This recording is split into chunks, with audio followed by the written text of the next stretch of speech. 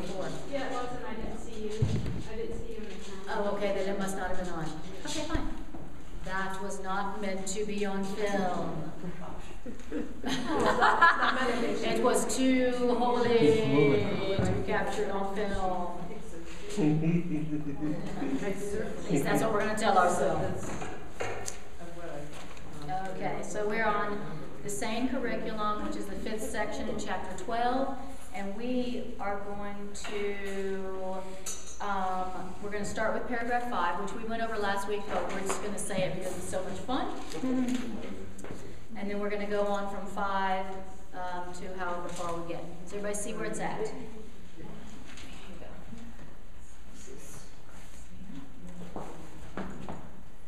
All right. Okay. Wasn't last week's class a blast? Okay. Everybody see where it's at? Okay, everybody. Everybody. Where are you girls? Hello. Okay, so it's paragraph 5 in my book. Does everybody see where it is? Okay, great. All right, so paragraph 5 says, you have learning handicaps in a very literal sense. We had a lot of fun with that last week, talking about our learning handicaps. He says, what does that mean? I have learning I have learning caps and learning. Can't even say it. I also have a speech handicap. Thank you. I have learning handicaps and speech handicaps. You have learning handicaps in a very literal sense. What does that mean? That means there are areas in your learning skills that are so impaired that you can progress only under what? Under constant, clear-cut direction provided by a teacher who can transcend your limited resources. Wow. So that's what we talked about last week, that our learning is so impaired that if we didn't have constant, clear-cut direction provided by a teacher who can transcend our limited resources, then we could not progress. We could not progress in our learning. That's how severe our learning handicaps are. And we talked about last week how this curriculum is providing a constant, clear-cut direction provided by a teacher who can transcend our limited resources. It's how blessed we are with this, okay? So, because we cannot hear, we don't choose to hear the voice for God as clearly as we hear each other, then our teacher was so gracious and so kind as to give us something external, seemingly external to our mind, seemingly. So that even though I can't hear it from the inside, I can still receive the constant clear-cut direction from the outside. How gracious and loving is our teacher. Our teacher didn't go, oh, sorry you can't hear my voice, too bad. It sure would be great if you could. Too bad you don't know how to listen within yet. Okay, so I've lost my place. All right. Okay. So, he says, this teacher that provides the clear-cut direction, this teacher from within becomes our resource because of ourself we cannot learn. Of myself I cannot learn. Of myself I cannot learn. If I don't have constant, clear-cut direction from a teacher who can transcend my ego, I cannot learn. Of myself I cannot learn. Wow. Interesting. Then he says that the reason why you cannot of yourself learn is that the learning situation in which you've placed yourself is impossible. I put myself in an impossible learning situation. I've put myself in a situation where I can't progress. I can't progress. I can't learn. I put myself in a situation where I can't learn. How do I know? Because I keep doing the same thing over and over with the same results. That's how I know that I'm not learning too quickly. Okay? Then he says, and in this situation that you put yourself in that you can't learn in, he said, in this situation, you clearly require a special teacher and a special curriculum. Wow. I clearly require a special teacher and a special curriculum. Why? Because I put myself in a situation where I can't learn. I put myself in a situation where when I'm afraid, I ask myself what's going on, and then I tell myself what's going on, and then I convince myself that I'm right. And because I'm uncertain about that, then I tell myself that I need to judge everybody else who doesn't see it the way I do to convince myself that I'm right. And that's why I'm not learning, meaning I'm making the same mistakes over and over and over. So I need a special teacher and a special curriculum who seems to be outside of me. When you think about that, though, this of yourself, that means just your past. There is no information, no new information there. That's right, exactly. Nobody There's could ever learn. no new information there. No. Exactly. When in the learning situation that I'm in, I don't ask a bigger mind. I don't start off the situation by going, I wonder what this means. That's how I know I'm a poor learner. A good learner goes, hey, what does this mean? What is this for? I don't know what this means. I don't know what this is for, and I sure as heck don't want to use my past as the light to guide me now. Now that's a good learner. The good learner starts with the I don't know what this means. I don't know what this means, and I'm not going to use what happened to me before to tell me what's happening now, and then react to it as if that's what's happening. That's what poor learners do. And poor learner, by the way, means slow learner. Don't be a slow learner, because you don't have that much time.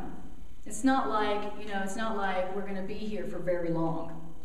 So, all right. So he says, poor learners, slow learners, are not good choices as teachers, either for themselves or for anyone else.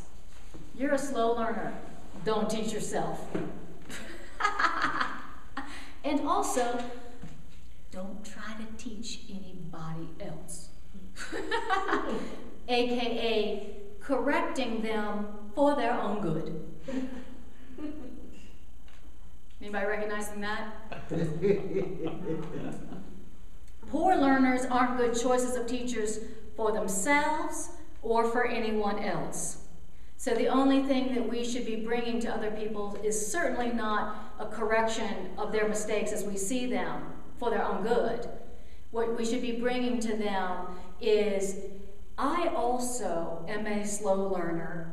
How about we join together right now and ask a better teacher what we should do? How about that? Now, that is what we should be bringing to each other. Our poor learnerness and our willingness to learn of a better teacher together.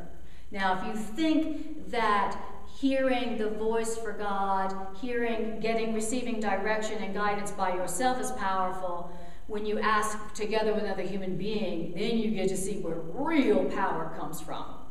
When two people acknowledge together that they don't know what this means and they don't know what this is for, but that they are willing to be shown together. Now that's, according to the Course, where superpower comes in through you to the world. Okay? So, poor learners, he says, are not good choices of teachers for themselves or anyone else. You would hardly turn to a poor teacher to establish the curriculum by which you can escape from your limitations. Don't turn to a poor learner for the curriculum for which you can escape from your limitations. If these teachers understood what is beyond them, they would not be handicapped themselves. Don't ask a poor learner, meaning somebody who still feels limited and imprisoned by their own illusions, don't ask them how to be free. Don't ask somebody who still feels imprisoned by their own illusions, their own situations, how to be free. Certainly don't try to hurt them if they don't free you. So it's like we go to them and like, free me from my illusions. But they haven't freed themselves. Okay. Says, paragraph 6, you don't know the meaning of love, and that is your handicap. So he's saying we have learning handicaps in a very literal sense. And then he tells us what our learning handicap is. And the reason why I'm a slow learner is because I don't know the real meaning of love. Thank you. Dog support. All right, so what's our real learning handicap? Not knowing the meaning. I don't know the meaning of love. I don't know the meaning of love. That's why I'm handicapped in my learning. I don't know the meaning of love. I'm not learning handicapped because I don't have a good memory. I'm not learning handicapped because I'm not intelligent. I'm not learning handicapped because I had poor parenting. I'm not learning handicapped because of what happened to me. I'm learning handicapped because I don't know the meaning of love. And so he says, if you don't know the meaning of love, don't attempt to teach yourself what you don't understand, which is what love means. Don't teach yourself what love means. And then don't try to set up curriculum goals where yours have clearly failed. All right. Yes. So in other words, because we are, see, that's where I get confused, because we are love, but yet we don't. So then in other words, we don't know who we really are. That's right. Exactly. I don't know the real meaning of love means I don't know that I am love. Okay. And when I don't know that I am love, I am going to try to get it in the most inappropriate ways, at the most inappropriate times, in all the ways that won't work if I don't know that I am love. If I don't know that I am love, then like the last section before this told us, I'm going to spend all my energy seeking and seeking and seeking and seeking desperately and frantically. He uses those words, desperately and frantically. I'm going to be seeking for love, but I'm going to be doing it in a way that guarantees that I don't experience it. Wow, what a waste of time. What a waste of energy. So if I don't know I am love, I'm going to be seeking it. There's my first clue, I don't know the meaning of love. If you find yourself seeking love, seeking love, trying to get love through other people, seeking love, trying to get people to change so you can feel loved, trying to get yourself to change so that you can feel lovable. Seeking love, if you are seeking it, then you know that you have set up a curriculum for yourself, and you've set up a curriculum whose goal is seek but don't find. That's the curriculum goal we've set up for ourselves. But isn't that like why we're here in these bodies, is to try to experience love and experience God? Because otherwise we wouldn't really be able to find our way back to that. Well, that's not exactly what the Course says. The Course says that wasn't the original purpose. We came here not to seek the love that we are. We came here to deny the love that we are. And the way that we did that was to take on a physical form. So that we could go, I must not be loved, look, I died. I must not be loved, because look, I can be hurt. And oh, I must not be loved, because look, we're separate. You're there and I'm here. Okay? So, but the Course says that just because the purpose of this dream was to run away from love, he says we took on a body as a vehicle to try to escape from God. It's like the body is like our escape car, our getaway car, according to the Course. But just because that was our purpose for coming here and doing the body dream doesn't mean that that's the purpose it has to hold. You know, we could allow Holy Spirit to go, hey, I'll give it another purpose. You may have made the body in the dream to run away from the real meaning of love, but I will show you how to use it for real love. So that even though you're in a body and you're in time and space and seem to have limitations, you will experience real love. You'll experience something that you are and can't lose, and that everybody else is too, and so you don't have to worry about losing it because you are it forever, and so is everybody else. You have all of it, they have all of it, it is what everything is, and you don't have to worry about losing it. Right? So even though you're in a body, you get to experience the real meaning of love.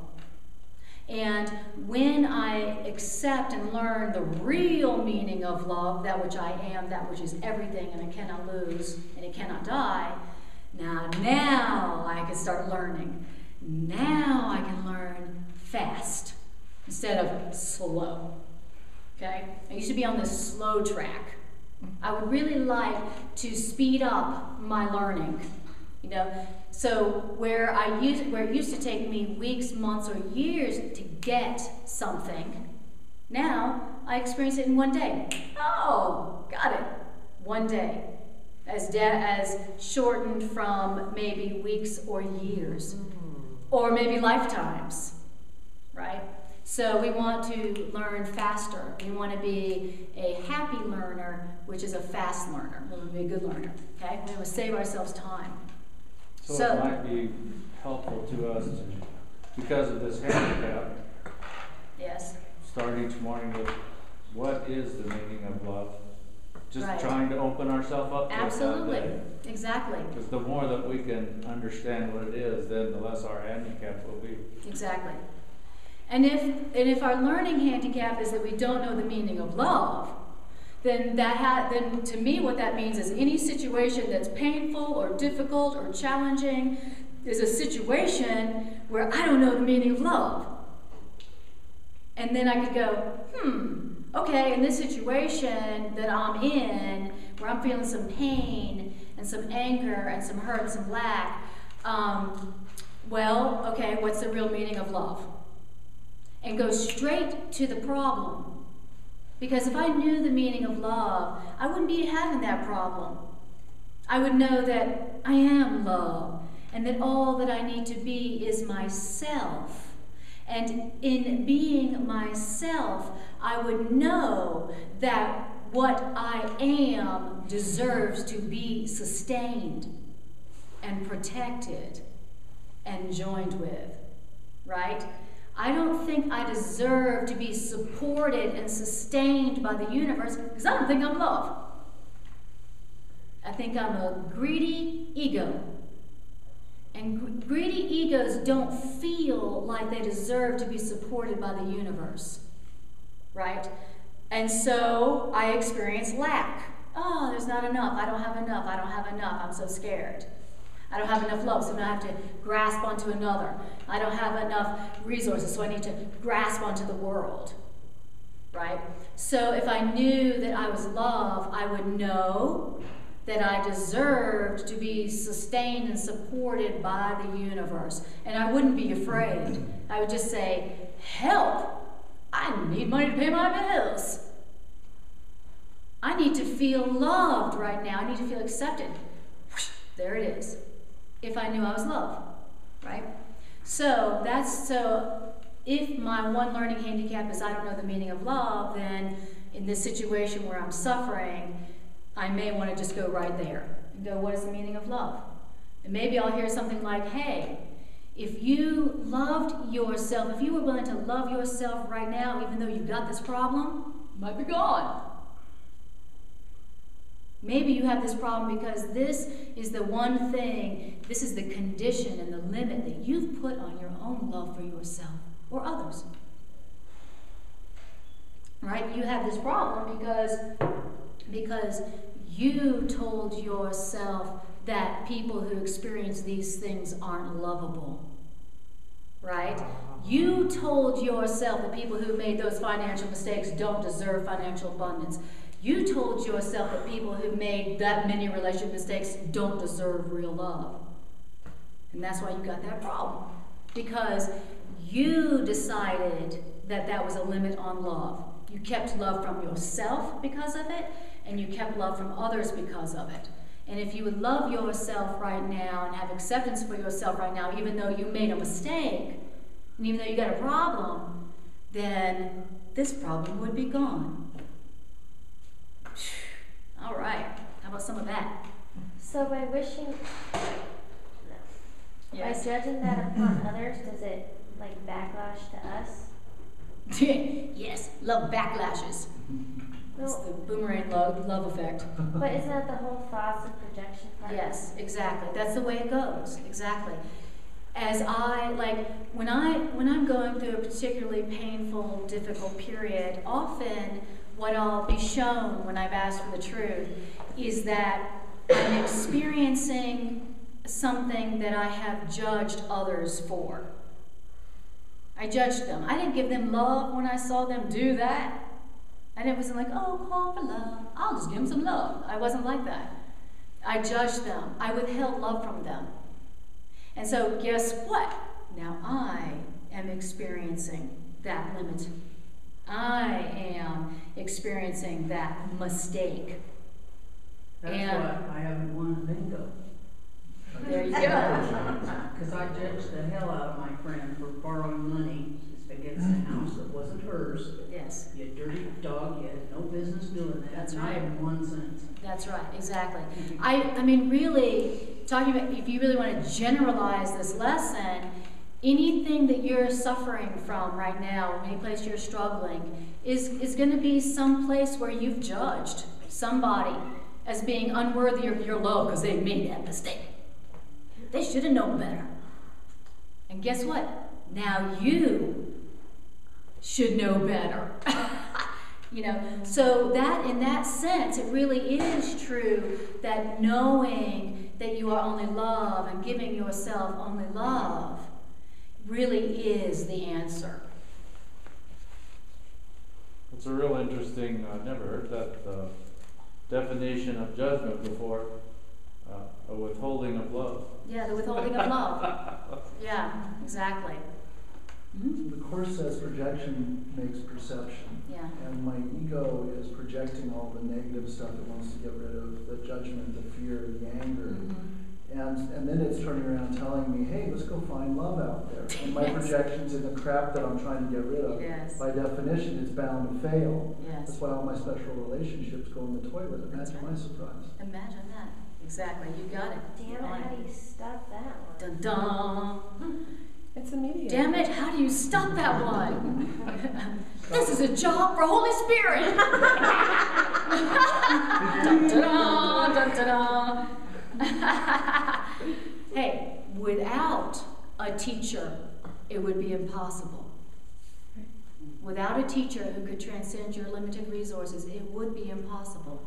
And that's the truth. If it wasn't for our teacher, we would be screwed because we have set up a situation for ourselves that is impossible. It really is, just like you said. Then the Course says, your situation is foolproof, but it's not God-proof. It's definitely foolproof. You can't figure your way out of it to save your life. You can't figure your way out of it. But God can. So what seems impossible to us is not to God. So, I've been told by my inner guide to embrace the things that I'm judging, to embrace them with love, like you said. But then this tremendous fear comes up.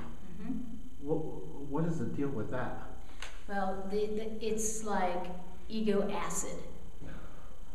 You know, the ego cannot be happy about you choosing love over fear. Oh, so then that's the ego. And remember, the Course says that when you choose love over fear, that the ego goes from just being merely suspicious of you to vicious. Because you've disagreed with its version of you as unloving. Is that where that lesson, whatever suffers is not part of me, applies? Yeah, absolutely. Yeah. Remember, when you respond, when you're like, you know, I'm going to choose love over fear, you are producing a miracle, but don't expect that your ego is going to go, woohoo, good job, here's a medal. Your ego is mad because you just disagreed with its version of you as being a very unloving, greedy, mean, selfish being. Right? That's the ego's version of you. You don't deserve love. You're greedy. You're selfish. You're mean. Right? And so when you choose love over fear and you give love, then the ego's like, hey, who do you think you are? Who do you think you know you're a greedy, selfish, mean person. Yeah. And I'm going to show you just how bad you are. That's what it means when the Course says that when you choose to give love over fear, that the ego shifts from suspicious, just sitting back watching you, to vicious.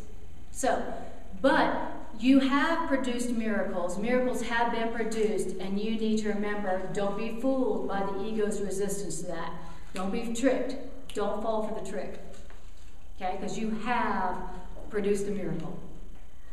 All right, so here we go. It says, you don't know the meaning of love, paragraph 6. That's your handicap. Don't attempt to teach yourself the love you don't understand. Don't try to set up a love curriculum where your love curriculum has clearly failed. Your learning goal has been not to learn. Your learning goal has been not to love. And can this goal of not learning lead to successful learning? See, you can't transfer what you have not learned. And the impairment of the ability to generalize is a crucial learning failure. And so would you ask those who have failed to learn what learning aids are for? They don't know what learning aids are for. If these poor learners could interpret the learning aids correctly, then they would have learned from them. Wow. Okay. So again, what I'm really hearing in that paragraph is don't set up learning goals. Don't set up a curriculum for yourself. Don't set up the curriculum for yourself. Gee, how can I be happy in this relationship? Don't answer that question yourself. And don't ask somebody else who obviously hasn't learned how to be happy in their relationship. How to be happy in your relationship. Okay? You don't set up your own curriculum of how to be happy in this situation. So, don't set up learning goals for yourself. Is this what I think this young lady said, what we've all experienced when she said, how do you do that? Right. That's where we try to figure it out. That's right.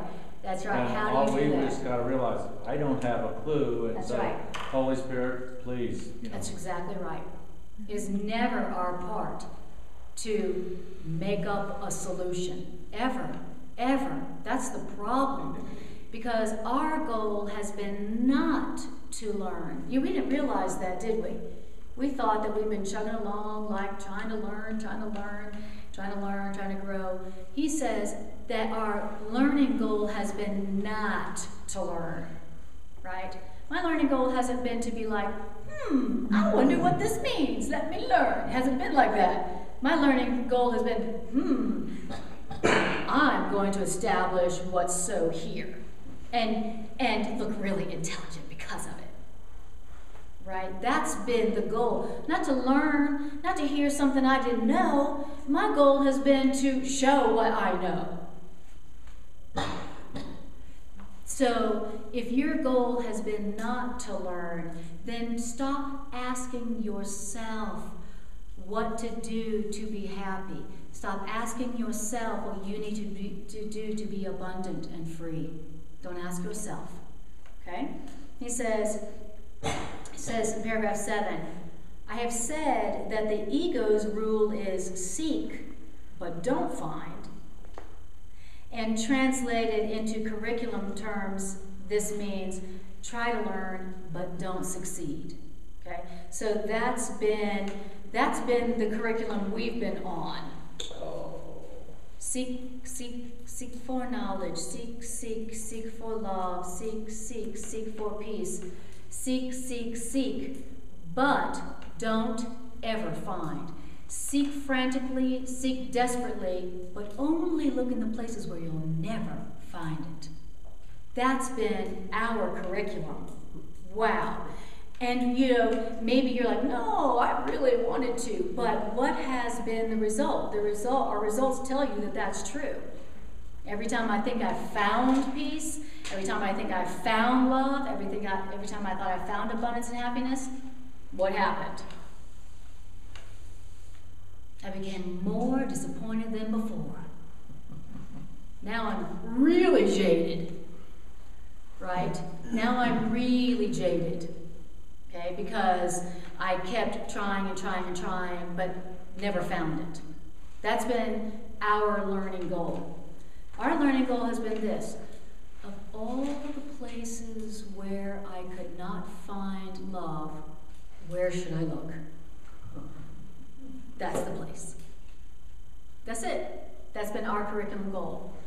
So again, if we want to have happiness, we're going to have to follow a teacher. We're going to have to follow. We hate that, don't we? That sucks, that word. Ew. Don't even like that word. I'm going to have to follow. I'm going to have to follow, which means listen to a guide who doesn't seem to be within me. Seem being the operative word. I'm going to have to follow. I'm going to have to ask. And I'm going to have to listen. First, as my curriculum. That's what this curriculum is. How to learn, how to ask, and listen, and follow. Right? A teacher who can transcend what I think I know. Okay, who knows more than me? And that's the hardest thing of all. For an ego to ask and listen and follow. You say? It sounds too easy. Yeah. Yeah? Because you'd like to follow instead of lead? We've been leading ourselves. That's why we fell over a cliff. Trust comes into that, doesn't it? Yes, In other it words, does. even if you ask and listen, then to follow you have to trust it. Now that's probably one of our big That's right, exactly. obstacles there is we don't trust that. Right. Well, we've taught ourselves that if you can't see it, it's not real. We taught ourselves that most insane lesson. And we taught ourselves it, and we came to see it because we taught ourselves that if you can't see it, it's not real. And so now we're like, hey, well, I can't see the voice for God, and so it must not be real, so I'm not going to use it, and I'm not going to trust it. And I'm going to act like it doesn't exist. Because we believe that if you can't see it, it's not real. When in truth, the only thing you can't see is what's real. Right? Okay. Why? Because what you can't see is the only thing that really is truly universal and generalizable. Right? So anything that you can see is not truly generalizable. It's not universal. Okay. So we really are having to learn how to be like children. Be like a little kid. And say you don't know. Recognize you don't know. And ask. Kids ask all day long. What is this? What is this for? What is that? What is this? What does this mean? What is that? What is that? What is this for? And we're being asked to become like little children. That's what innocence really means. And only as we become like little children and be asking all the time, like bugging God, bugging Holy Spirit. What does that mean? What does that mean? What does that mean? What does that mean? You know how anybody with little kids knows. It's like, oh no, already. You know, when we become like that, then our learning progresses faster. And we get to the peace and the love faster. That's what we want, to get to the love faster. Okay. So our learning goal has been not to learn. Right. And he says, so the result of having that curriculum goal is obvious. What happens when your goal is not to learn? Here's what happens. Every legitimate teaching aid, every real instruction, and every sensible guide to learning will be misinterpreted. Since legitimate teaching aids and real instructions and sensible guides to learning, they are all for facilitating the learning that this strange curriculum is against. Wow. Okay. So what happens if my goal is not to learn?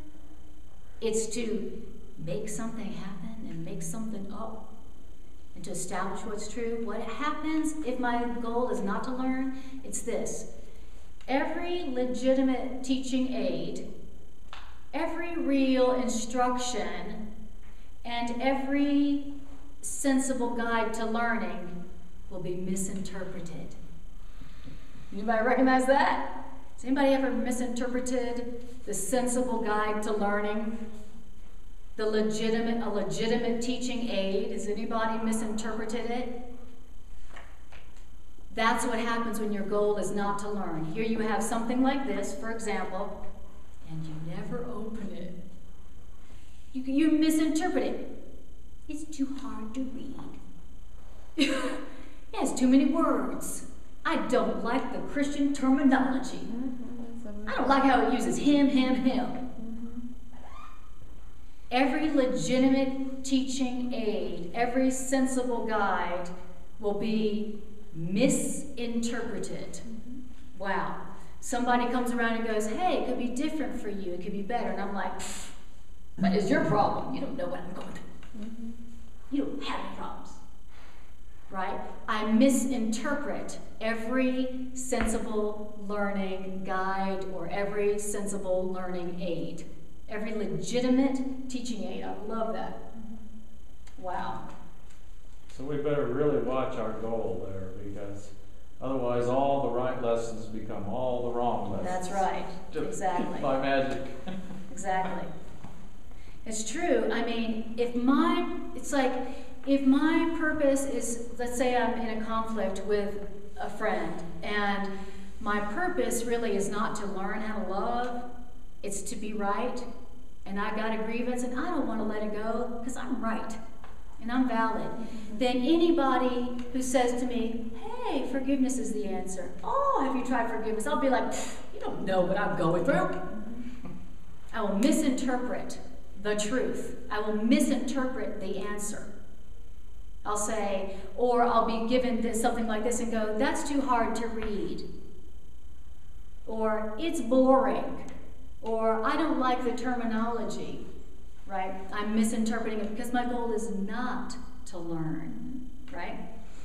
Like, if I've had the course book for this long and I have not picked it up to read it, or I don't use it when I need it, then my goal must be not to be happy, not to learn.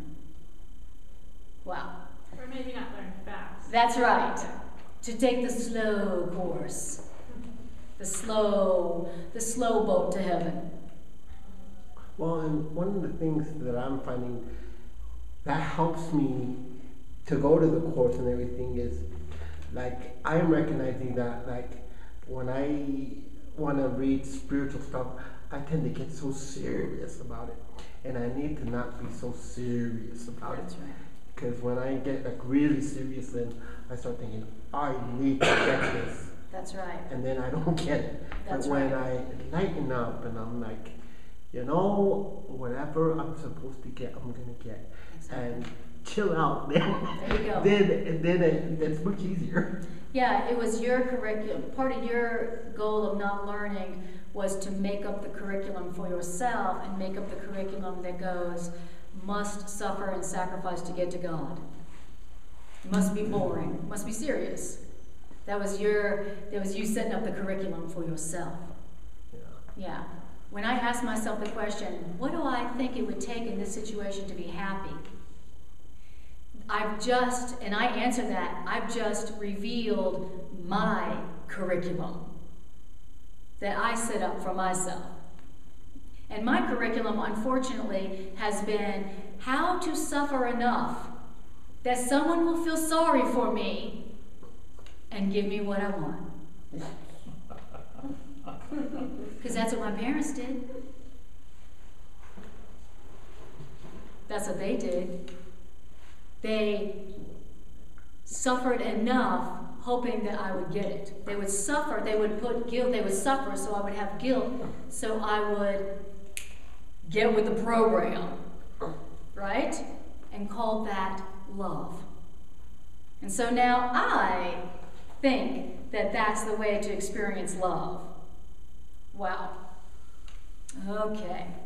Well, now, last deal, what I heard was that unless I'm willing to be wrong, I can't learn anything. Yeah, thank you. Unless I am willing to be wrong, I cannot learn anything. Woo!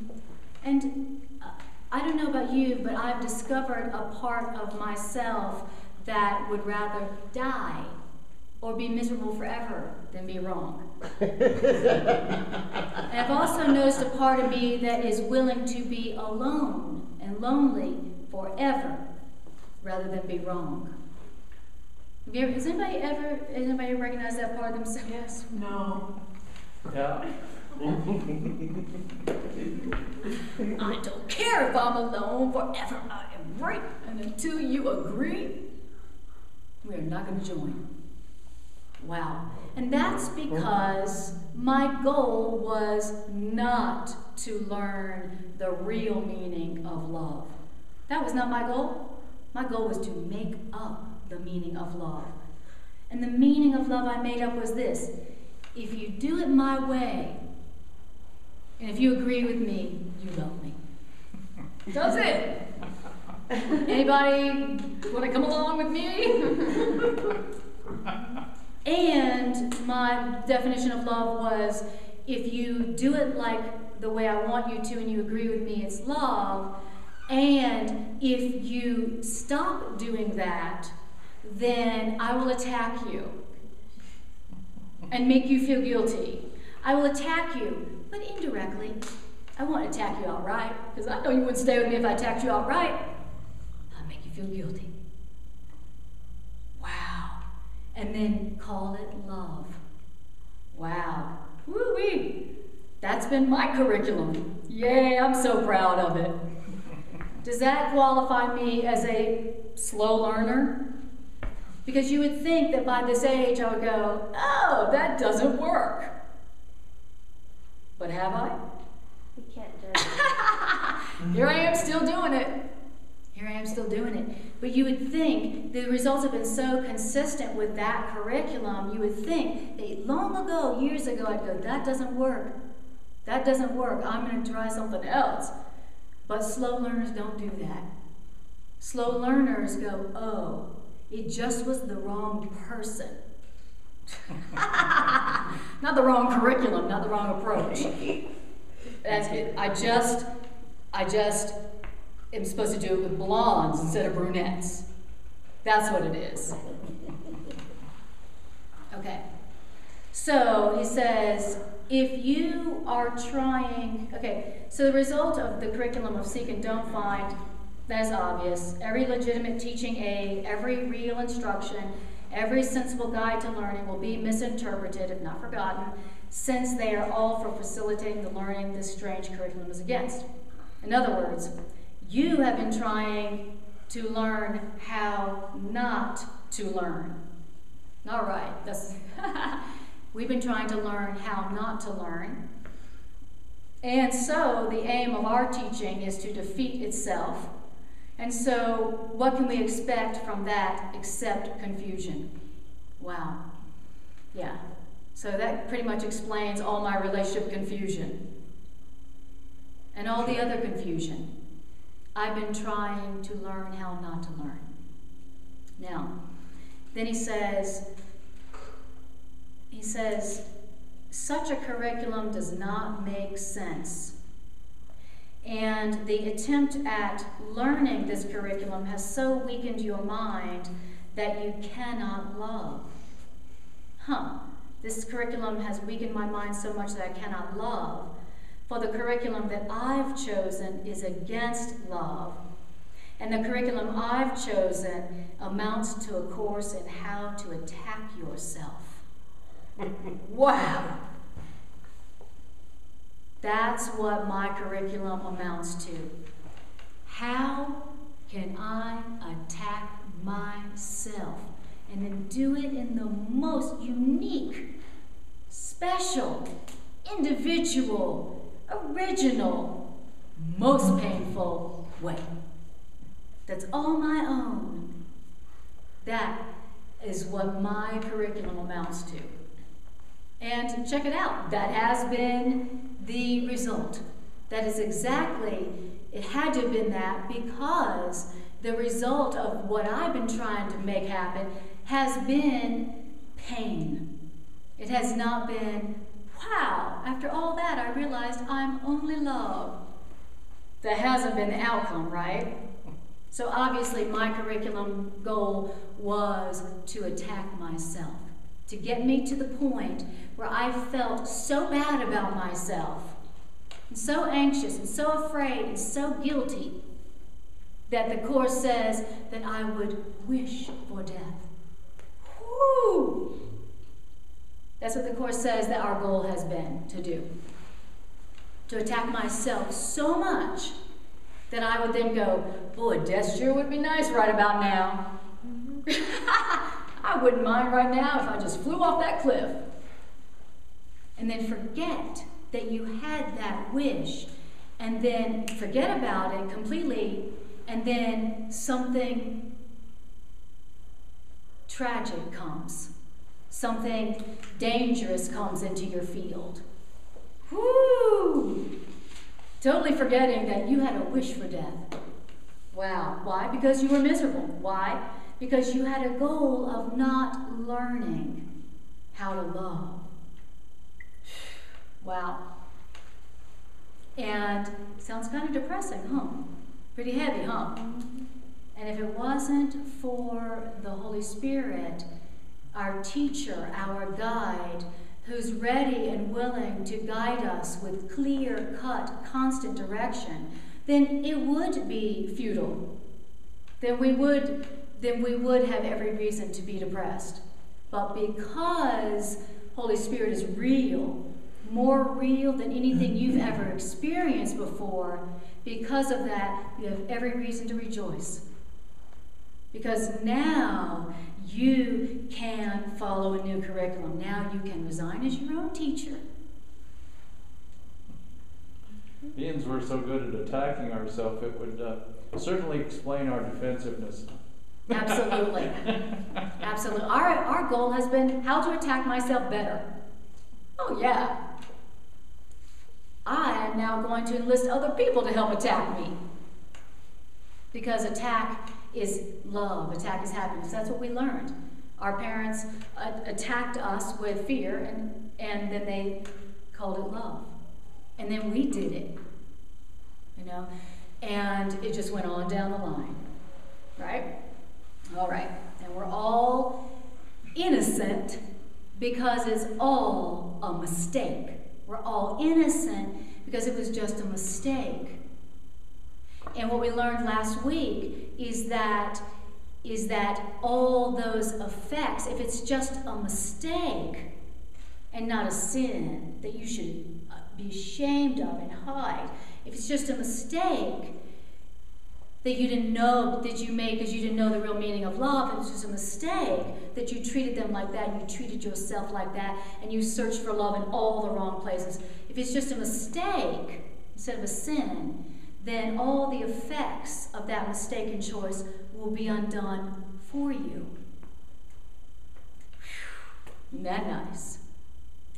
If it's just a mistake. In other words, if it's just a mistake that you made because you didn't know the meaning of love, then all the effects of you trying to attack yourself, all the effects of your self-attack, all the effects of your purpose to attack yourself will be undone for you.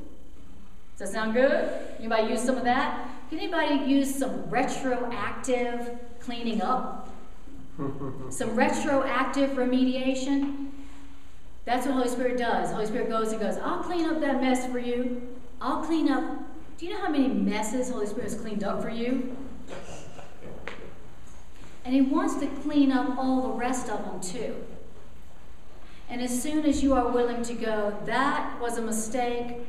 I didn't know the meaning of love. That was my call for love. I don't know what anything means. Please teach me. Then Holy Spirit undoes those effects retroactively.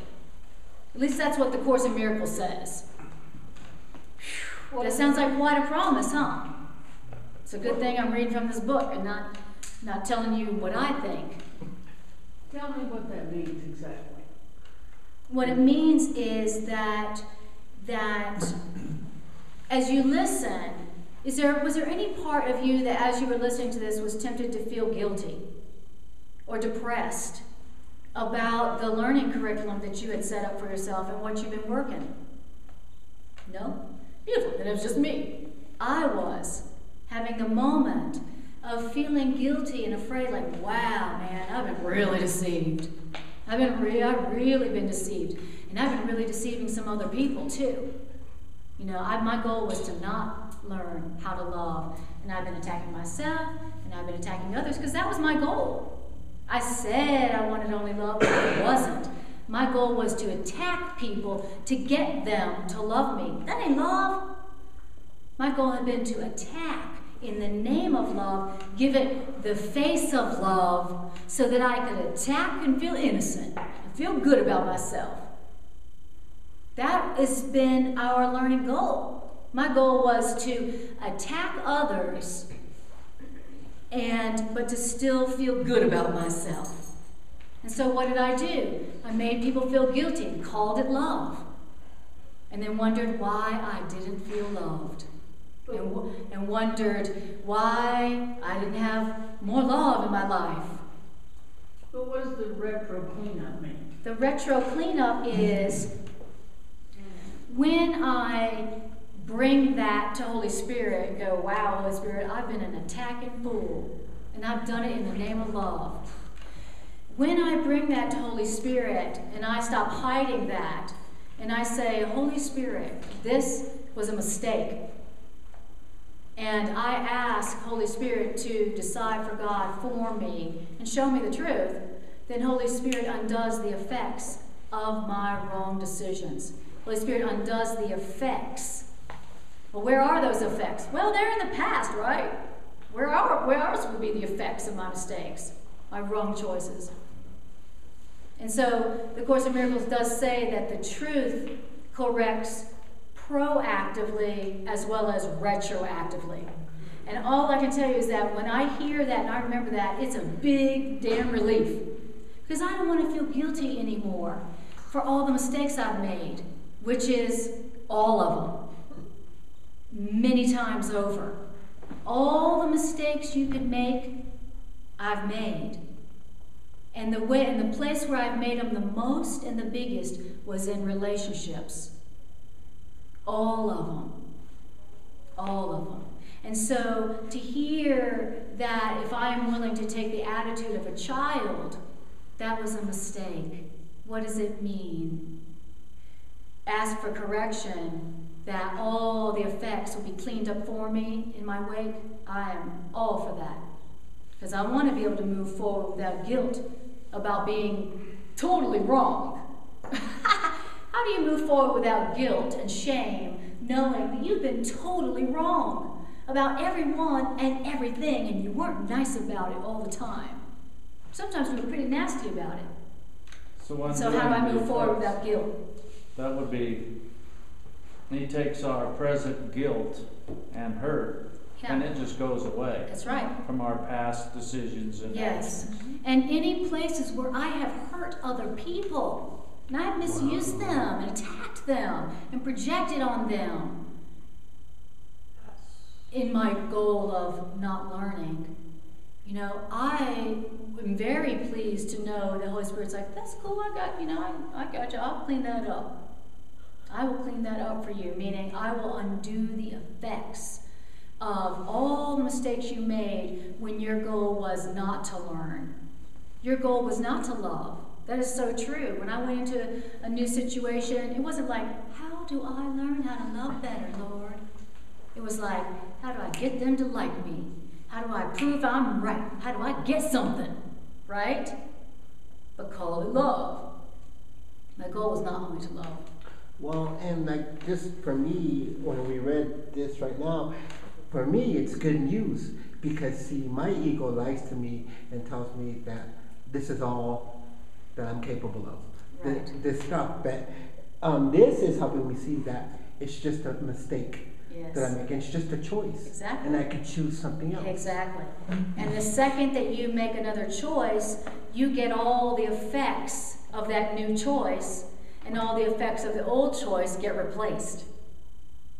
See, I like that, because I have made all the mistakes, and I've made them frequently, and I don't want to feel guilty about it, because for one thing, the Course is telling me that if I feel guilty about those mistakes that I made and not knowing what love is, that if I feel guilty about those mistakes, that I will keep making them.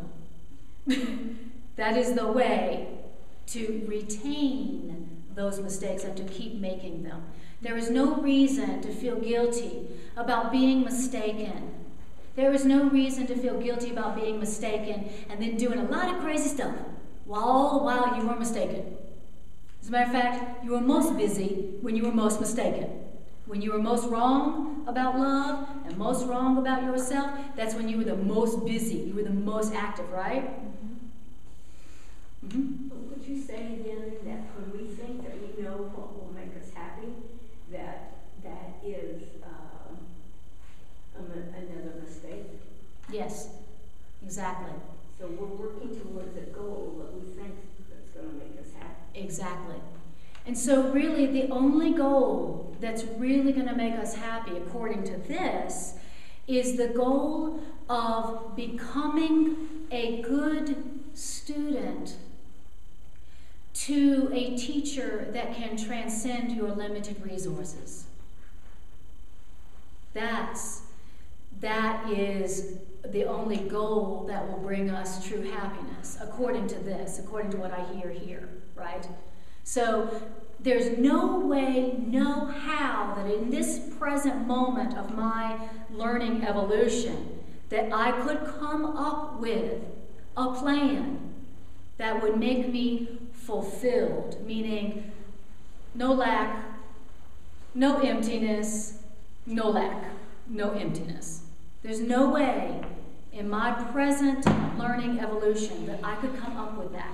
No matter how many experiences I've had or how old I am. Would that be another way of saying I'm right and you're wrong? Absolutely. This has been our shout to God. I'm right, you're wrong. That's what this is all about. We've been trying to be the author of reality. And that's been the Course says in the original edition, the root of all evil is the authority problem. I'm trying to be the authority. I'm trying to tell God, I'm right and you're wrong. But remember, God is love. So what's the only way to make love wrong? Suffer. So suffering is the way we're trying to make God wrong and be right. Wow. It's insane. That's not what my suffering's about. My suffering's about you know who. The way to let go of our mistakes seems key to this whole process. For me, it's realizing that the only thing you ever be mistaken about, and what you base all your choices on, is just believing information. Yes. A mistake is just where you believe the wrong information. That's right. And how could you know? If you knew the right information, you would have chosen that. You wouldn't have made a mistake. That's why there is never, ever, ever, ever a need to feel guilty about a mistake.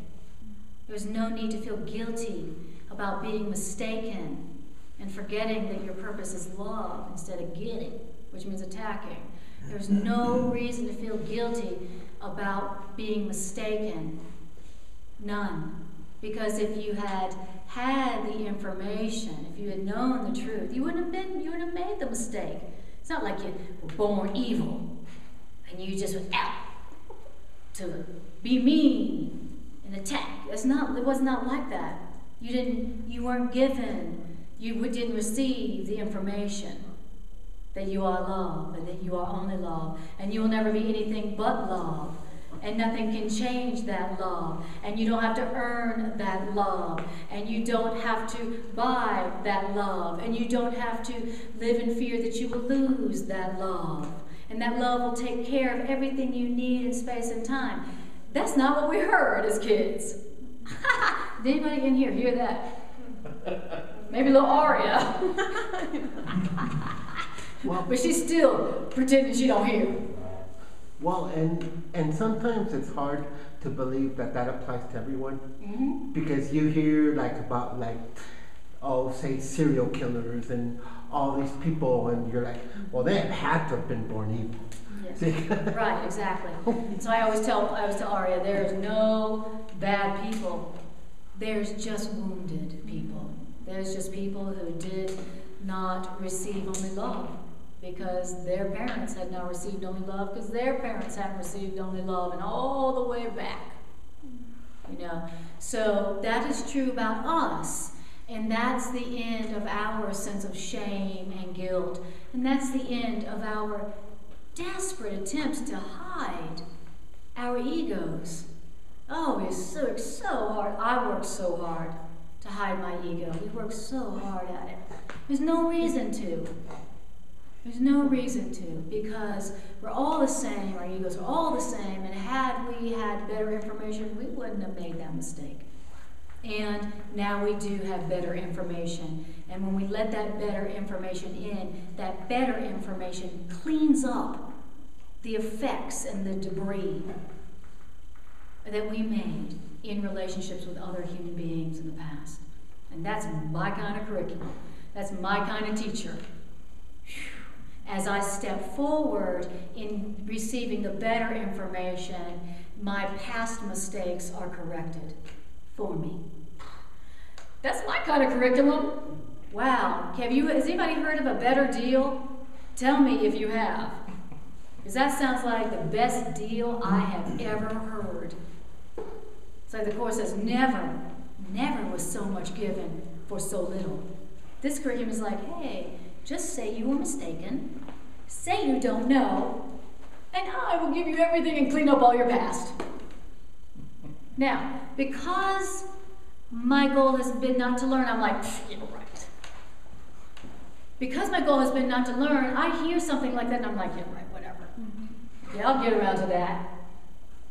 Wow, I am offered a deal like that, and I'm just like, I get around to that. I'll do my work lesson sometime. I mean, I'll get around to that. Or be made that offer by our teacher and then forget. Like amnesia. Like I never, ever heard it. Like if I hadn't written it down, I'd never remember it. That's another one where because your goal is not to learn, when you hear the truth, you forget it. Whereas you would think that you hear something like that, you would do everything in your powers to make sure you never forgot that. But do we? Not often enough.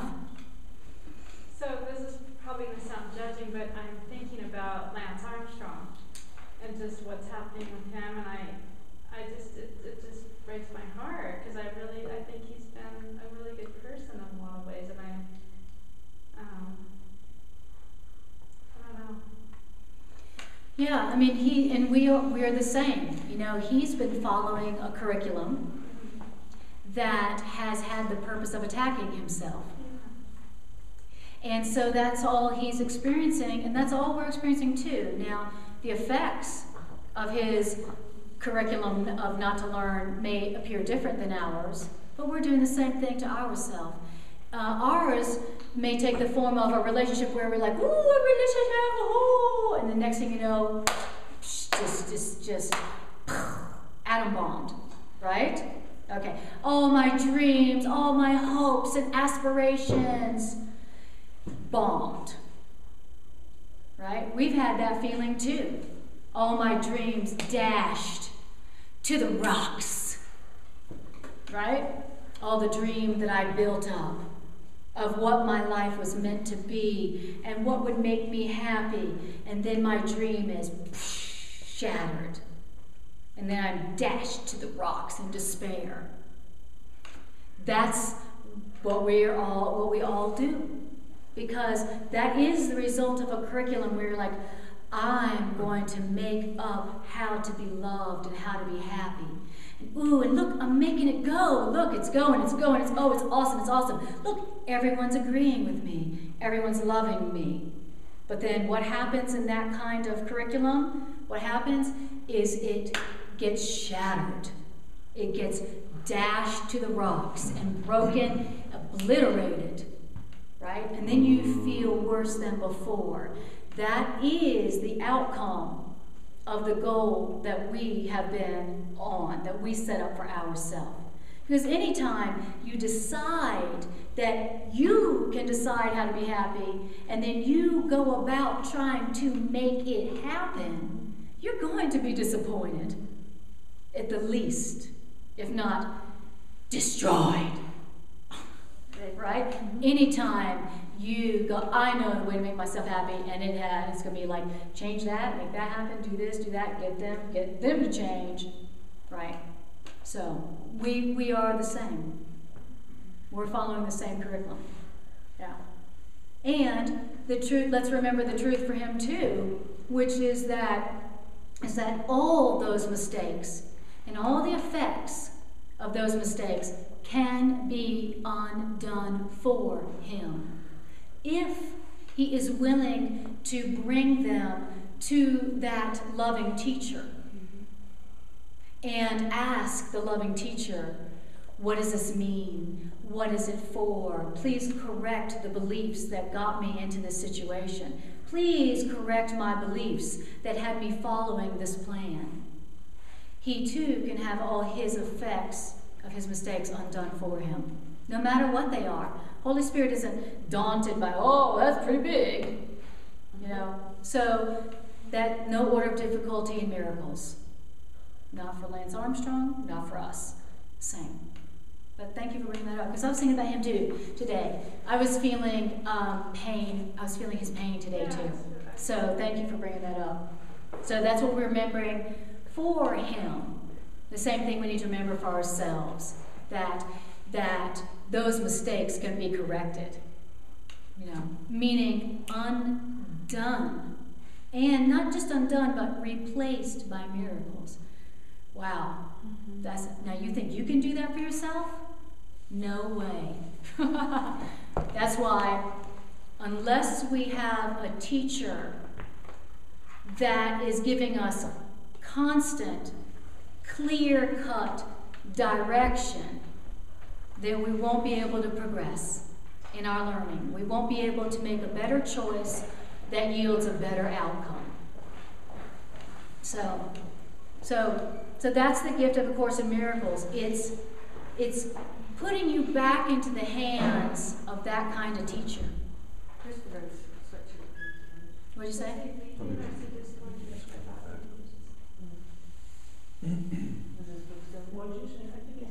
Okay.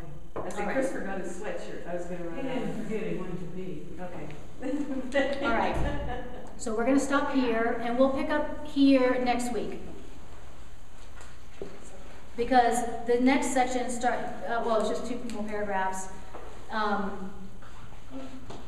tells you about the teacher of this new curriculum, the Sane Curriculum.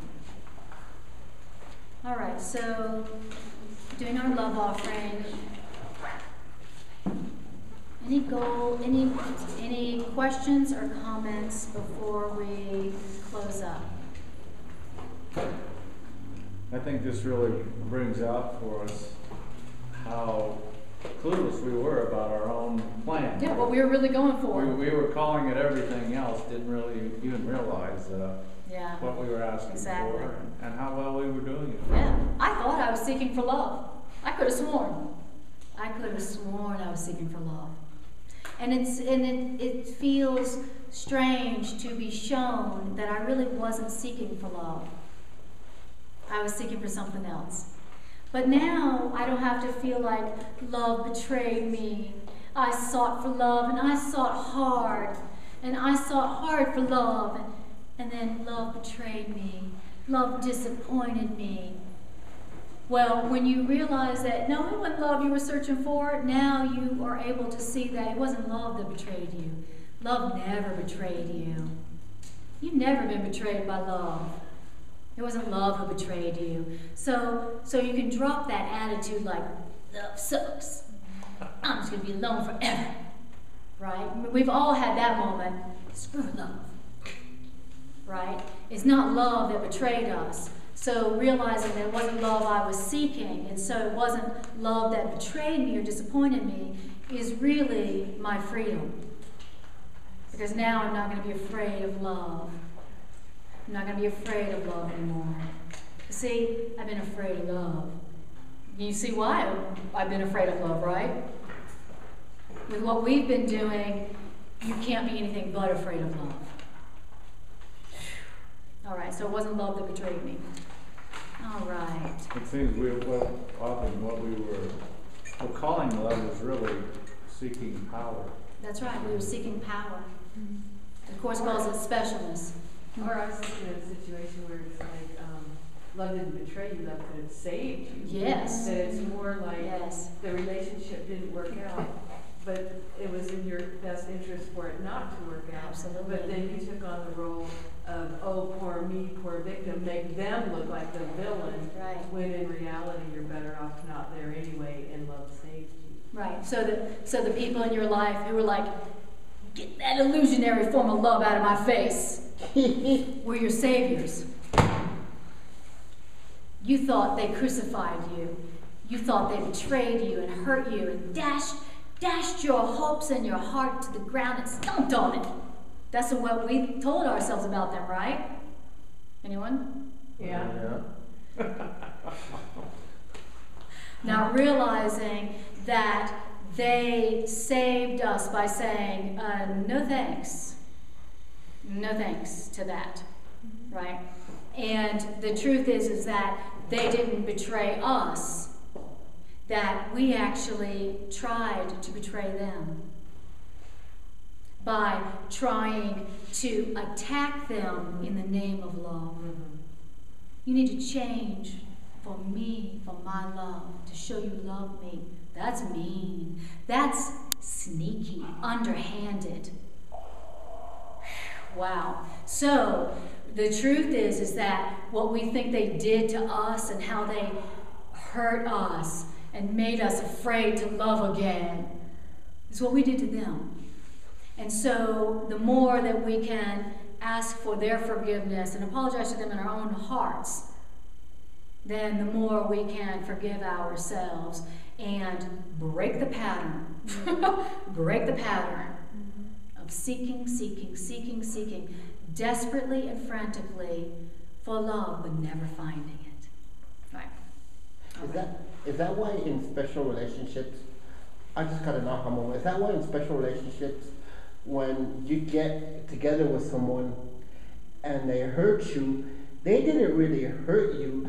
They just shattered the image you had projected onto them. Exactly. They shattered the script that you had. Exactly. When they didn't go by the script, and so then you feel hurt, but you're the one that actually set the whole thing in motion. Yeah, you're the one who made that script, wrote it for them, put them in it, and never bothered to ask them Right. if they'd like to play that part.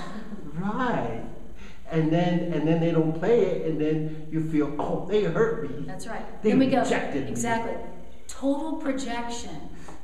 All that sense of betrayal and wounding that we thought they did to us was really a projection.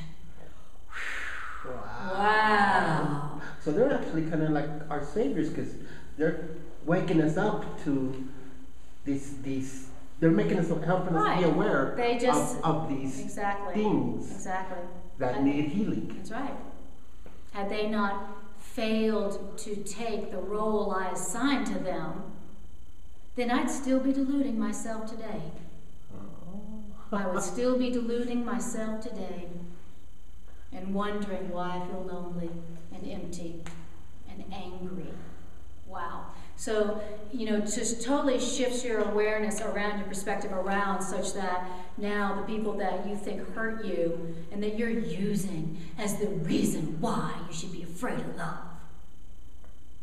All those folks, now we say, I am so sorry and thank you so much for saying no to that. And there's the end of the guilt. And there's the end of the pattern, and there's the end of the cycle. Okay? And then we bring in the Holy Spirit, like, Holy Spirit, I know I didn't give that person only love. Oh, Holy Spirit, I'm so tempted to feel guilty right now. I'm so tempted to feel guilty right now for what I did to that person that I felt hurt me. And so, Holy Spirit, I give to you all the mistakes I've made in loving this person. I give to you all the mistakes I made in loving this person. I really, really did not know how to love in that relationship.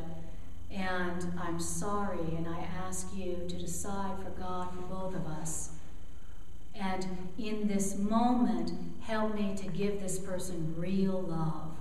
And help me to give myself real love right now. And then that's how it goes. It's an interesting thought to think that there's nobody out there that can fail but to take the part God gave them in your life. Yeah. They may not take the part you gave them.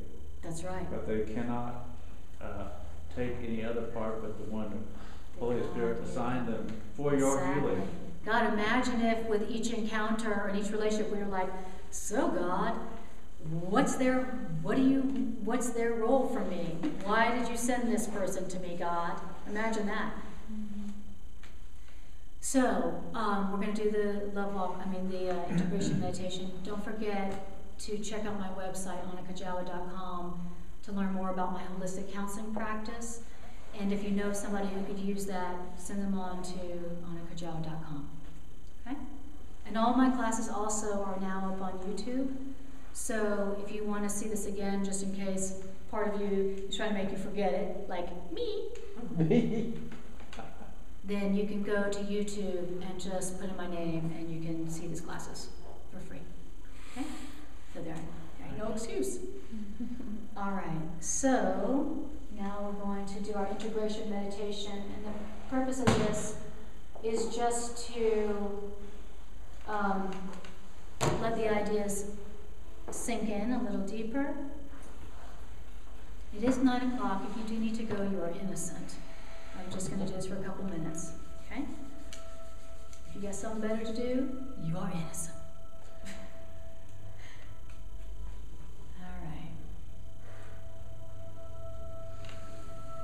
All right, so let's go ahead and do what the section told us to do.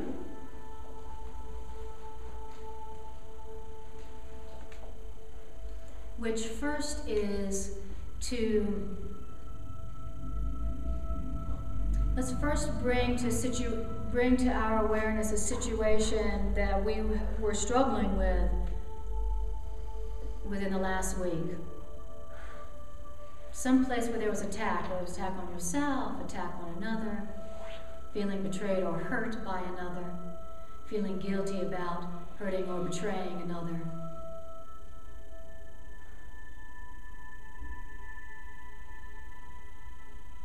And just bring that situation to your awareness. Notice the feelings around that.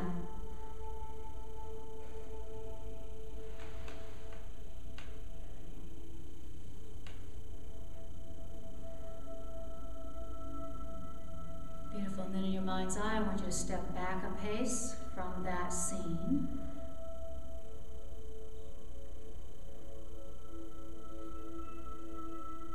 And I want you to now look at that scene with the awareness that you are seeing what your curriculum for yourself, you are seeing what your plan for happiness was. You are seeing your plan for love. That's what you are seeing. And that's the results. All those feelings is the results of your plan for how to be happy, how to get love, how to feel good about yourself.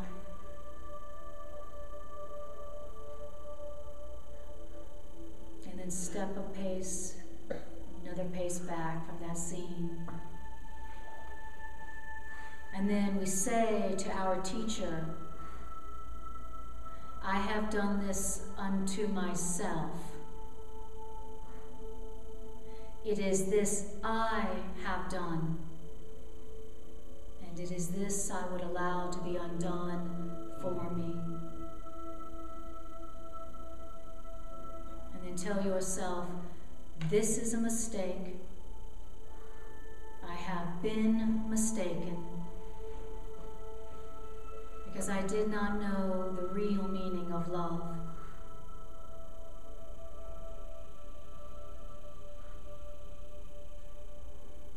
And so again, we then turn to our teacher for our teacher's constant, clear-cut direction.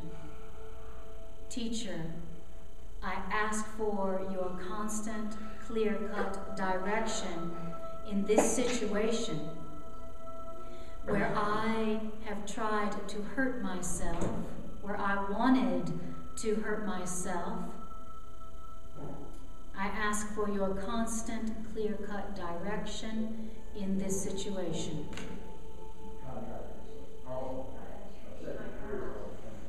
Would somebody be willing to close that door? Thank you.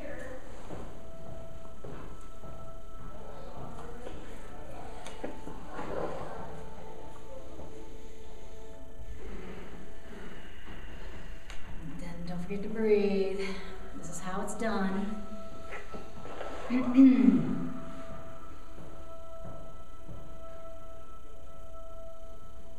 So, teacher, I ask for your constant, clear-cut direction in this situation where I have tried to attack myself, where I was attacking myself. And then the way that we open our mind up to hear our teacher's constant, clear-cut direction is this. I do not know what this situation means. I did not know what I was doing. I don't know what I'm doing now. I don't know what this relationship situation is for. I don't know how to interpret this. I don't know what's really happening in it. I don't know the meaning of it. I don't know what it's for. And teacher, show me and tell me what it's for, what it means. Show me what it means to really love in this situation. What would love do in this situation, with this relationship. And then listen and see with your mind's eye, the spiritual eye, and feel. Because your teacher is going to speak to you in whatever language that you hear best, whether it's sight, vision, auditory, hearing something, emotional, kinesthetic, feeling something.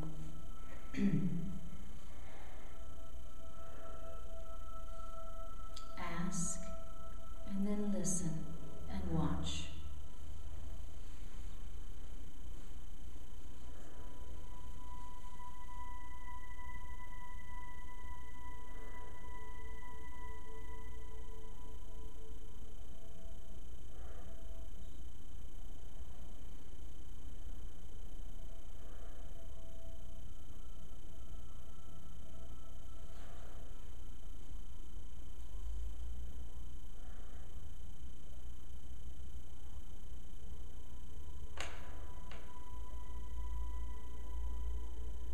Forget to breathe. Listening to Holy Spirit is easy and relaxing.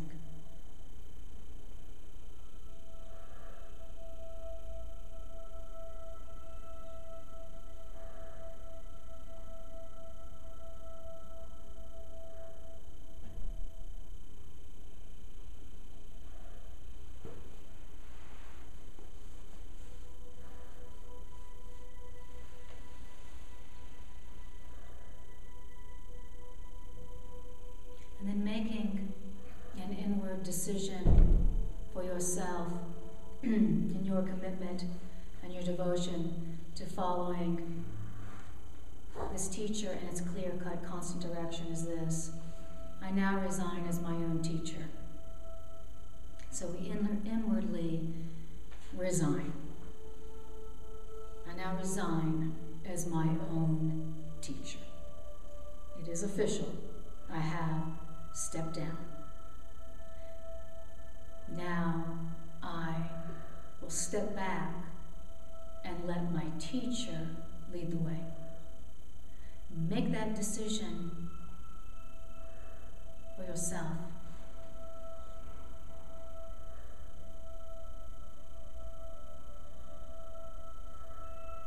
Teacher, I now step back and let you lead the way.